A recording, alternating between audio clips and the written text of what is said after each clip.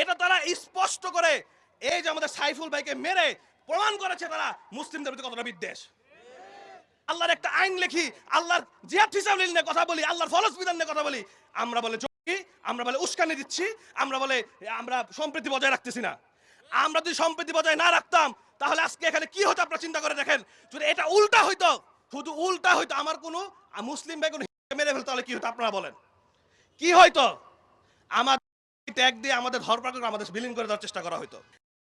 X মুসলিম হিসেবে বলছি, কোন মুসলিম আজ পর্যন্ত বাংলাদেশে আমার কাছে মনে হয় না, আমি জন্ম থেকে বাংলাদেশে আমার জন্ম, আমার বাবার জন্ম, আমার দাদার জন্ম, আমার নানার জন্ম, আমার চাচার জন্ম, আমার সবার জন্ম, আমি বলতেছি আজ পর্যন্ত কোন মুসলিম আমাকে এটা ফিল করায় নাই আমি সংখ্যালঘু। কোন মুসলিম এসে আমার পূজায় বাধা দিছে আমি দেখি নাই, আমি দেখি নাই। পূজা করতে পারবে না, তুমি সংখ্যালঘু, তোমাকে নির্যাতন করলাম, তোমাকে এই ফ্যাসিলিটি থেকে বিরত করলাম, এটা কখনো কোনো মুসলিম আমার, আমি যখন এক্স হিন্দু ছিলাম করি নাই।